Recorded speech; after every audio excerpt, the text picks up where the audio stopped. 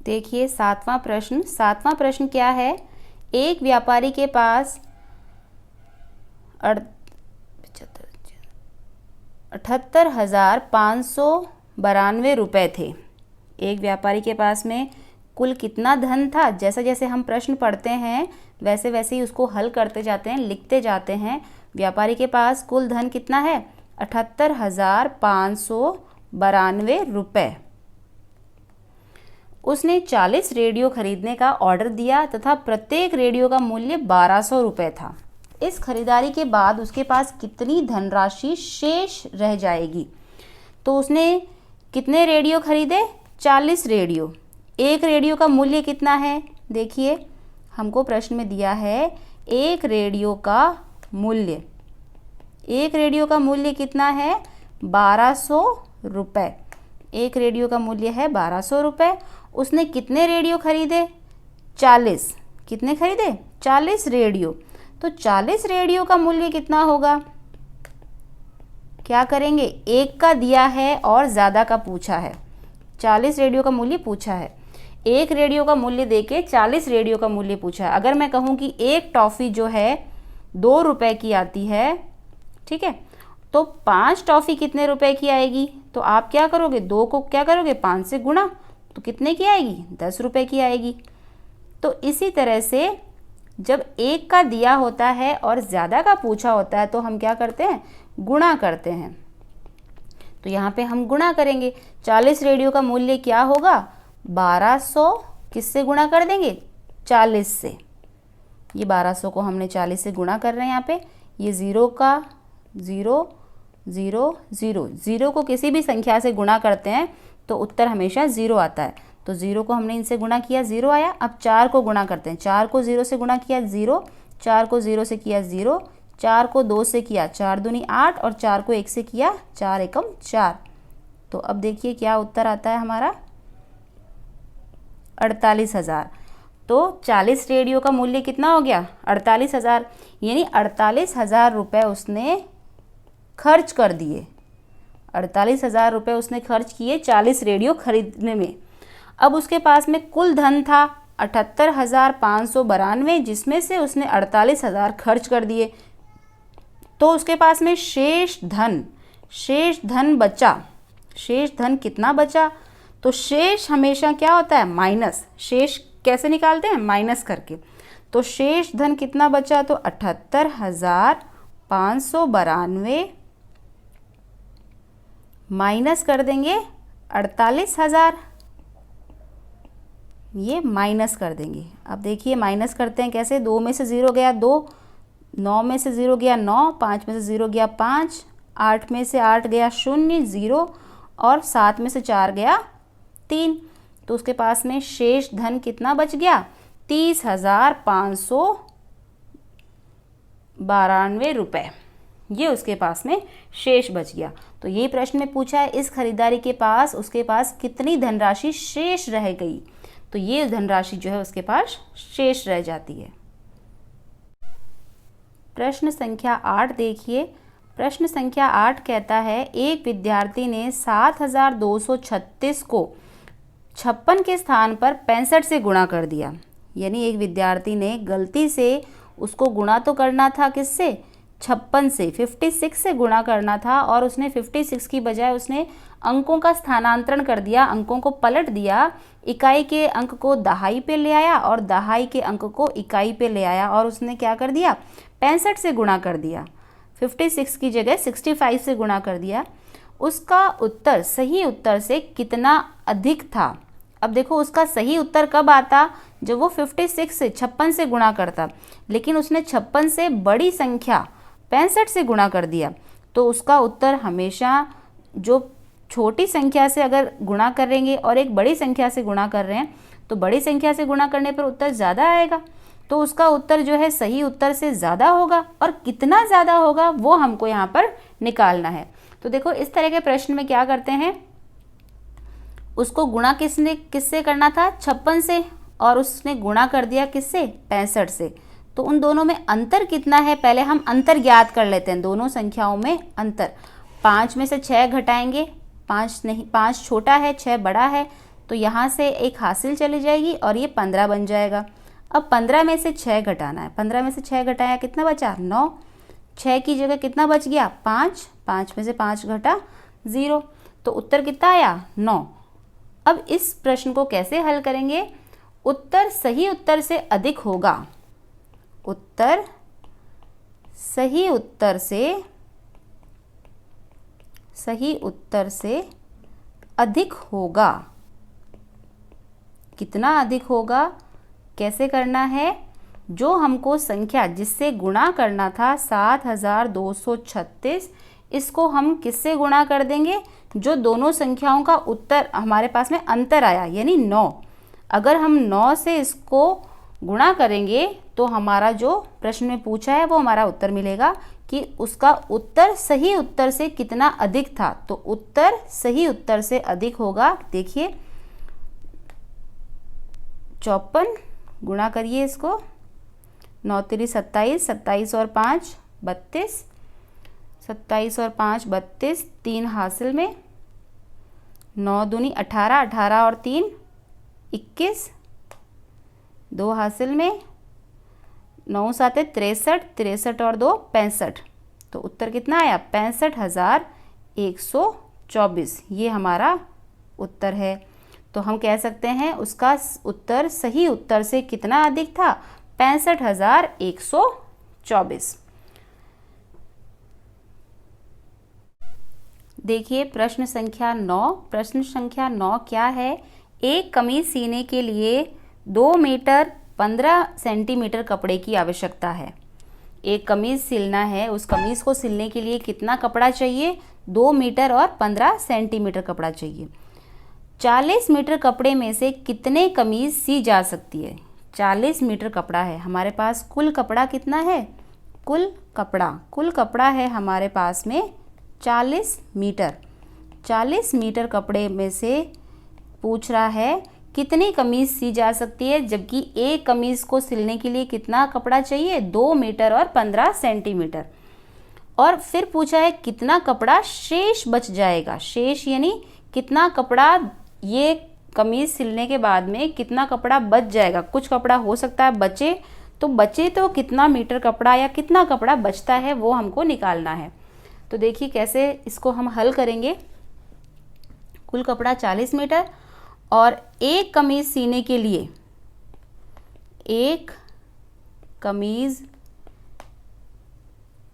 के लिए कपड़ा, एक कमीज के लिए कपड़ा कितना चाहिए? हमको प्रश्न में दे रखा है 2 मीटर और 15 सेंटीमीटर।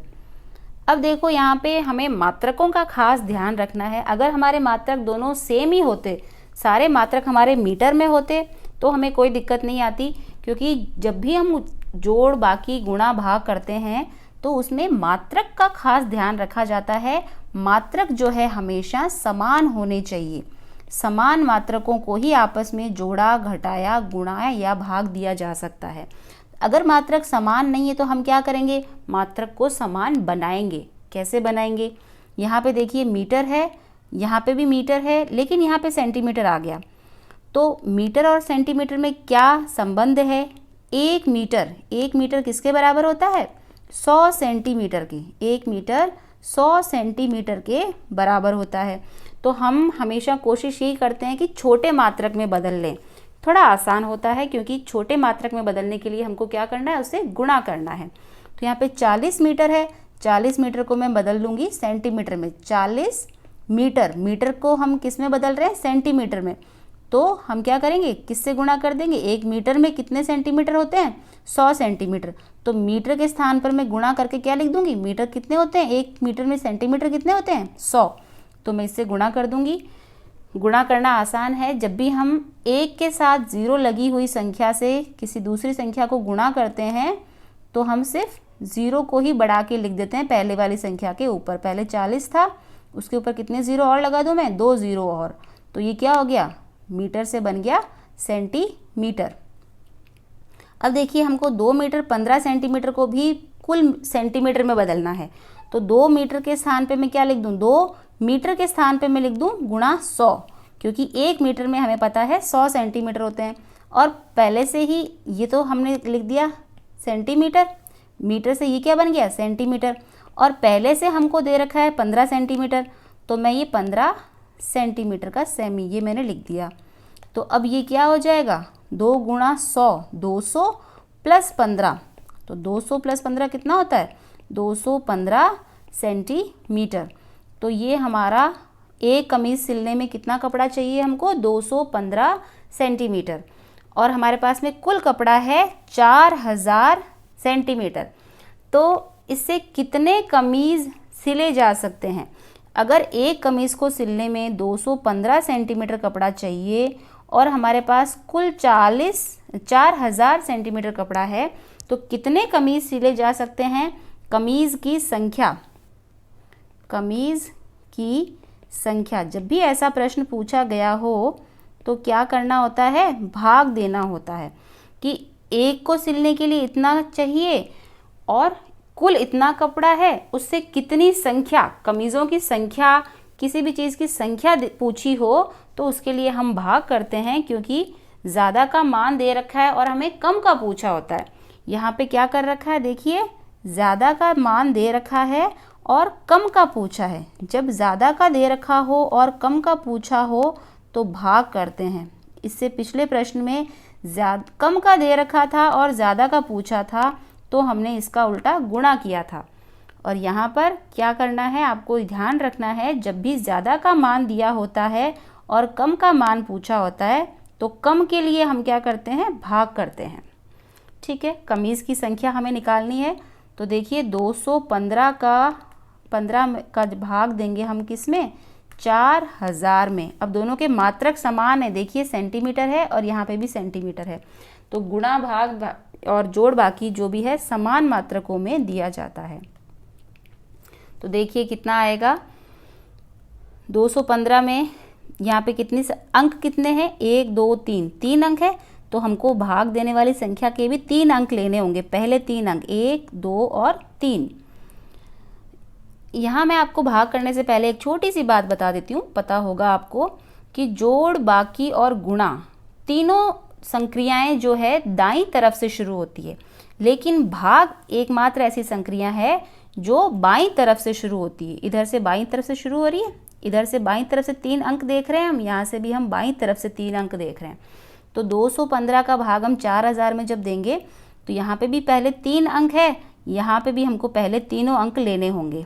ठीक है, तो ये तीनों अंक मैंने लिए।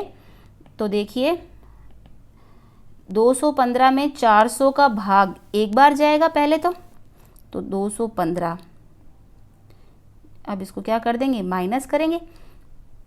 0 में से 5 गया 5, ये 10 बन गया।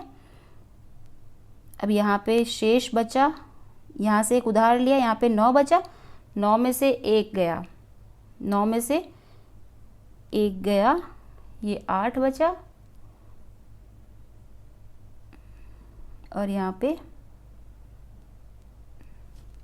1 बचा। ठीक है, अब यहाँ पे हम उतारेंगे अगला संख्या 0, ये 1850। अब 1850, 215 का पहाड़ा हमको तब तक बोलना है जब तक 1850 या 1850 से कम कोई संख्या आ जाए। तो हमको ऐसे गुणा करके ही देखना होगा रैंडमली कि कौन सा संख्या होती है ऐसी, या हम दूसरा काम कर सकते हैं, साइड में 215 का पहाड़ा लिख सकते हैं। तो मैंने जब 215 को 8 से गुणा किया तो देखिए 8 से गुणा करने पर मेरा आया 8 पंजे 40, 8 एकम 8 और 4 12, 8 दूनी 10 और 1 11। कुछ गलत किया है मैंने, 8 दूनी 16, 16 और 1 17, 1720। तो मेरा उत्तर क्या आया 1720। अब मैं 215 को देखिए 9 से गुणा करके देख लेती हूँ।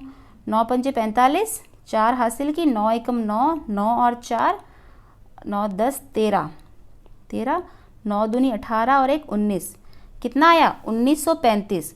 मुझे चाहिए 1850। अब एग्जैक्ट 1850 तो नहीं आ रहा है, लेकिन 1850 से जस्ट कम वाला चलेगा। अगर मैं 9 से गुणा करती हूँ, यहाँ पे 9 लिखती हूँ, तो मेरा 1935 जो कि इससे ज़्यादा है, मुझे इससे जस्ट कम वाला चाहिए। तो इससे जस्ट कम वाला कौन सा है, 8 बार 1720। तो मैं क्या लिख दूंगी, 8 बार 1720। तो यहाँ पे मैं 8 बार गुणा करूँगी इसको मैं दोबारा से काट के लिख देती हूँ। ये 8 बार कितना आया मेरा, 1720। अब इसमें से माइनस कर देते हैं, 5 में से 2 गया 3 और 8 में से 7 गया 130। तो ये सेंटीमीटर ही चल रहा है, ये सेंटीमीटर। ये बच गया हमारा शेषफल जो बचा है हमारा, ये क्या है, जो कपड़ा बच गया वो कपड़ा है ये। तो देखिए कुल कमीज़ कितने सिले गए, 18। तो कुल कमीज़ कितने सिले जा रहे हैं हमारे, कुल कमीज़ सिले जा रहे हैं 18 और कपड़ा शेष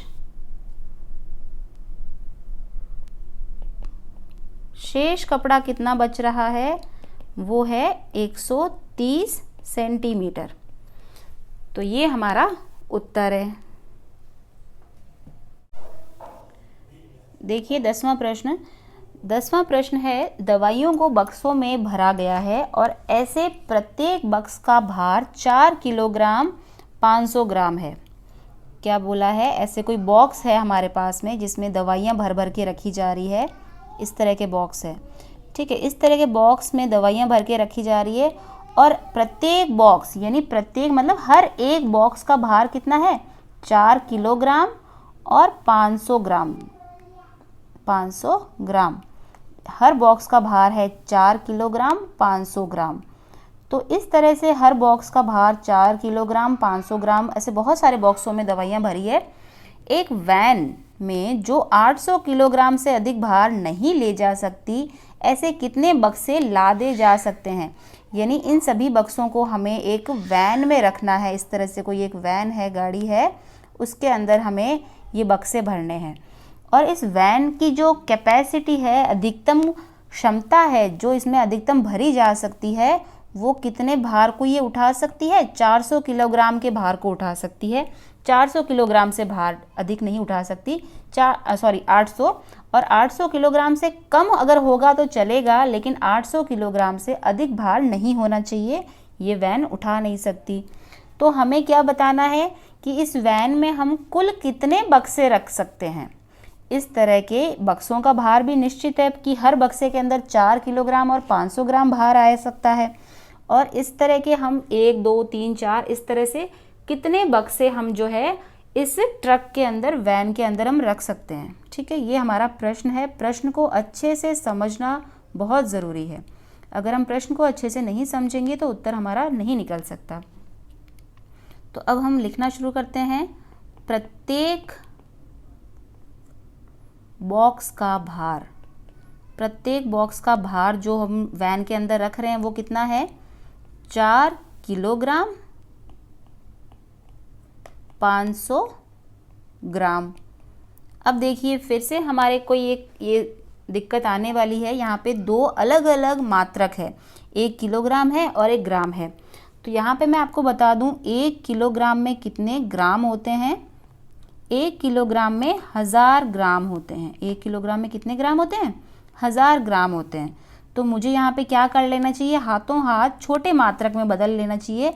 4 किलोग्राम 500 ग्राम, 500 ग्राम तो रहने देती हूँ और 4 किलोग्राम को मैं ग्राम में बदल लेती हूँ।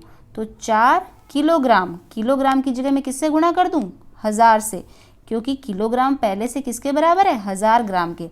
अब ये हो गया क्या, ग्राम में आ गया, 4 गुणा 1000 ग्राम और प्लस 500 ग्राम ये पहले से था ही। तो इसको मैं हल कर लेती हूँ। 4000, 4 को 1000 से गुणा करेंगे तो 4000 प्लस 500, तो ये कितना आ गया, 4500 ग्राम।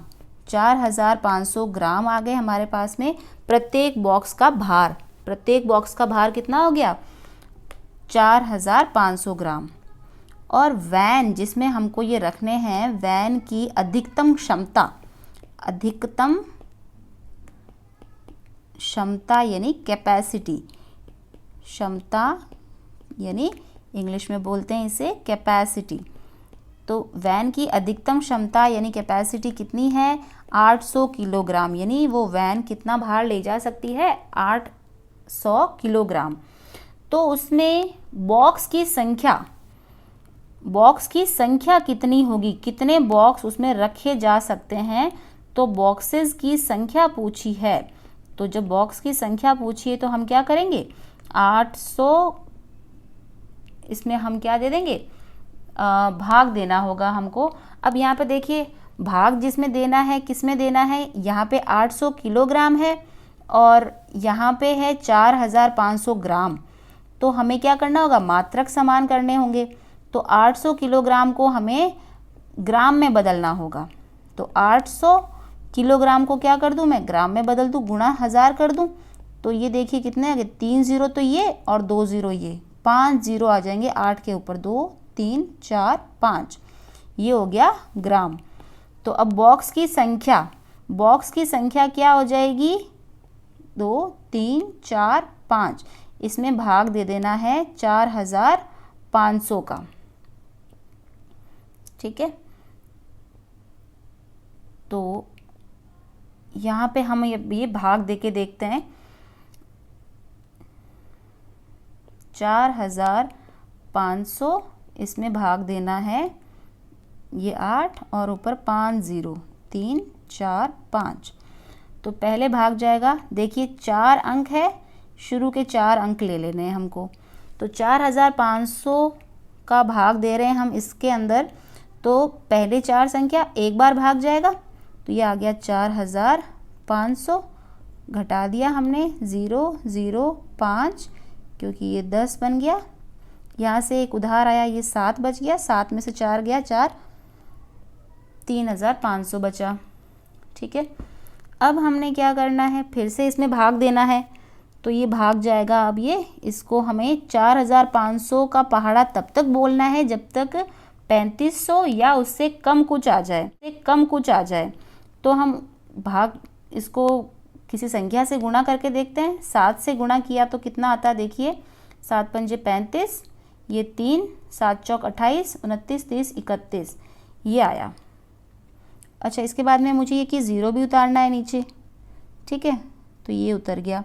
तो अब ये कितना बार भाग गया है, 7 बार। 7 बार क्या आया हमारा, 31500, घटाया, ये देखिए ये 10 बन गया, 10 में से 5 गया 5, और ये 5 जो है बच गया, बन गया 4, क्योंकि यहाँ से उधार लिया था। 4 में से 1 गया 3, फिर से ये आया, फिर मैंने 0 उतारा, फिर से 7 बार भाग गया, और कितना आया, ये आया, फिर से मैंने माइनस किया, वही बचेगा जो अभी यहाँ बचा था। देखिए 0 0 5, और ये बचा था 3, 3500 बचेगा। तो फिर यहाँ पे मुझे पॉइंट लगाना होगा, और फिर ये अब नीचे मेरे पास उतारने के लिए कुछ नहीं है, तो मेरे पास में जब उतारने के लिए कुछ नहीं है तो ये मेरा क्या बच गया, शेषफल बच गया। और मेरा उत्तर कितना आ गया, कुल बक्से कितने ले जा सकते हैं ये, तो 177 बक्से जो है, ये जो है मैं ले जा सकते हैं, इस बॉक्स 177 बक्से इस वैन में हम ले जा सकते हैं। ये हमारा उत्तर है। ठीक है,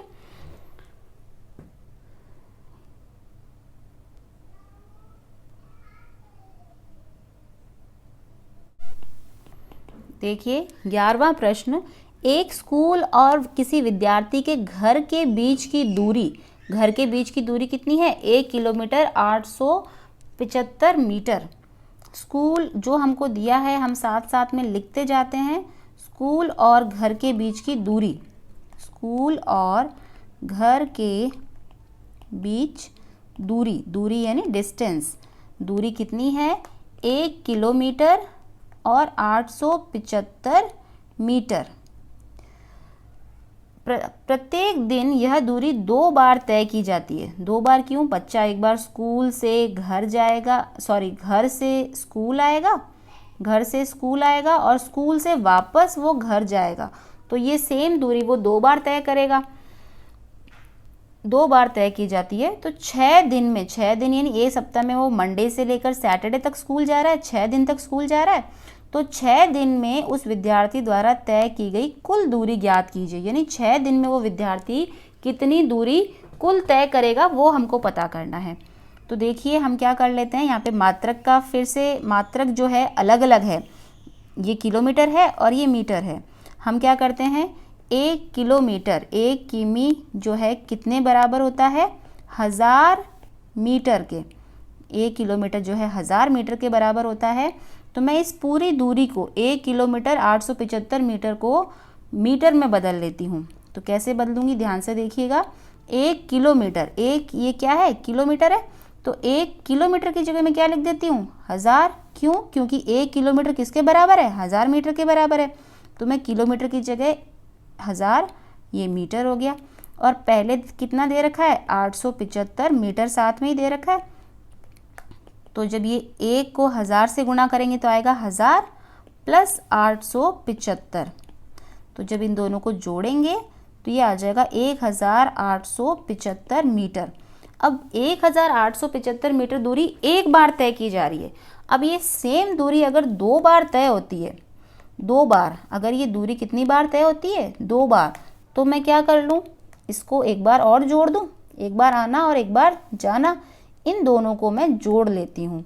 क्योंकि ये दूरी वो दिन में 2 बार तय कर रहा है। 5 और 5 10, हासिल की 1, 7 और 7 14 और 1 15, हासिल की 1, 8 और 8 1 16 और 1 17, हासिल की 1, और ये 3750 मीटर की दूरी जो है वो एक दिन में तय कर रहा है। अब ये दूरी वो सप्ताह में 6 दिन तय करेगा। तो वो प्रश्न पूछ रहा है 6 दिन में तय की गई कुल दूरी, 6 दिन में तय की गई कुल दूरी कितनी हो जाएगी। देखिए एक दिन में इतनी दूरी तय की जा रही है, तो 6 दिन में कितनी तय की जाएगी। यानी कम का देकर क्या पूछा है, ज़्यादा का पूछा है। जब कम का दिया हो और ज़्यादा का पूछा होता है तो हमेशा गुणा होता है। कम की मात्रा दे रखी है और ज़्यादा का पूछा है तो गुणा होता है। तो क्या होगा, 3750 को किससे गुणा करना होगा हमें, 6 से। 6 को 0 0 से करेंगे। किसी भी संख्या को जब 0 से गुणा किया जाता है तो 0 आता है। 6 पंजे 30, 3 हासिल की, 6 7 42 और 3 45, हासिल की 4, 6 3 18, 19 20 21 22। तो ये 22,500 मीटर ये दूरी वो 6 दिन में तय कर रहा है। अब इसको अगर मैं चाहूँ तो किलोमीटर में भी बदल सकती हूँ। किलोमीटर में बदलना होगा तो मुझे क्या करना होगा, इसको 1000 से भाग दे देना होगा और ये आ जाएगा 22 किलोमीटर 500 मीटर। तो ये दोनों ही उत्तर सही है। अगर मैं ये लिखती हूँ 22,500 मीटर, ये भी उत्तर सही है।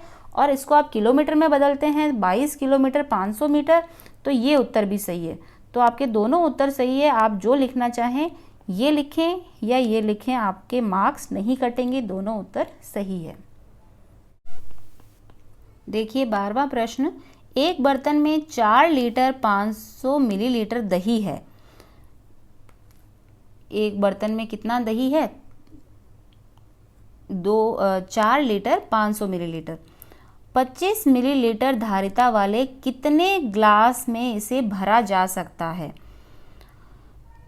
हमारे पास में कुल दही कितना है, देखिए कुल दही हमारे पास में है 4 लीटर और 500 मिलीलीटर। अब देखिए यहाँ पे मात्रक अलग अलग है, एक तो है लीटर और दूसरा है मिलीलीटर। तो बड़ा मात्रक कौन सा है, लीटर। 1 लीटर में कितने मिलीलीटर होते हैं, आपको याद रखना है 1000 मिलीलीटर होते हैं। 1 लीटर में 1000 मिलीलीटर होते हैं। तो हम क्या करते हैं, बड़े मात्रक को छोटे मात्रक में बदल लेते हैं। हमारे पास में 4 लीटर है, लीटर की जगह मैं कितना लिख दूं, गुणा 1000। 4 गुणा 1000, 1000 क्यों लिख रही हूँ, क्योंकि लीटर में 1000 मिलीलीटर होते हैं। अब ये बदल गया मिलीलीटर में, और पहले साथ में क्या दे रखा है, 4 लीटर 500 मिलीलीटर। तो इसको मैं प्लस लिख सकती हूँ 500 प्लस 500 मिलीलीटर। ठीक है, तो ये 4 गुणा 1000 हो गया 4000 प्लस 500, तो ये हमारा उत्तर आ गया 4500 मिलीलीटर। ये 4500 मिलीलीटर हो गया। अब हमारे पास में जो ग्लास है, जिन ग्लासों में हमको इस दही को भर भर के रखना है या भरना है, उसकी धारिता यानी कैपेसिटी, यानी वो उसके अंदर कितना दही भर सकता है। एक छोटी सी कोई ग्लास है, उस ग्लास की धारिता क्या है? धारिता का मतलब होता है कैपेसिटी, यानी कितना उसके अंदर दही डाला जा सकता है, उसकी कोई लिमिट होती है, तो वो उसकी धारिता होती है, कैपेसिटी होती है। तो ग्लास की धारिता कितनी है? 25 मिलीलीटर। अब हमने यहाँ पे भी हमारे पास मिलीलीटर है और ये हमारा उत्तर भी मिलीलीटर में आ गया। अब हमको क्या करना है? क्या प्रश्न पूछा है? कुल कितनी ग्लासों की आवश्यकता है? कुल ग्लास की आवश्यकता कितनी ग्लास चाहिए होगी? यानी हमारे पास में 4500 मिलीलीटर दही है और हमारे पास में 25-25 मिलीलीटर वाली ग्लासें हैं। कुछ इस तरह की ग्लासें हैं। तो इस तरह की ग्लासें हैं, तो उन सभी ग्लासों में दही भरा जा रहा है। तो कितनी ग्लासें हो हमारे पास में कि हम ये 4500 मिलीलीटर दही भर दें, और हर के अंदर 25 ml आ सकता है, 25 ml आ सकता है। ठीक है, तो इस तरह से कितनी ग्लासों की आवश्यकता होगी, तो उसकी संख्या कैसे निकलेगी? भाग देकर। किसको किस में भाग देना है? 4500 के अंदर हमको देना है 25 का भाग। देखिए कैसे देते हैं। 2 अंक है, पहले 2 अंक लेने हैं हमको, तो 25 का भाग 45 में एक ही बार जाएगा। 25 माइनस किया, 20 बचा। फिर क्या करना है? 0 उतारना है। 0 उतारा। 25 के पहाड़े को तब तक बोलना है जब तक 200 आता है, 200 या 200 से कम। तो 25 के पहाड़े में 4 बार 100 आता है और 8 बार 200 आता है। 8 बार कितना आ गया? 200। 0 0 0। अब क्या बचा नीचे उतारने के लिए? हमारे पास 0 बचा। जब 0 नीचे उतर रहा है तो 0 ऊपर भी लगेगा। तो हमारे पास में कितना आ गया? 180 ग्लास हमारे पास में हमारा उत्तर आ गया। यानी हमको कितने ग्लास की आवश्यकता है? 180 ग्लासेस की। ठीक है।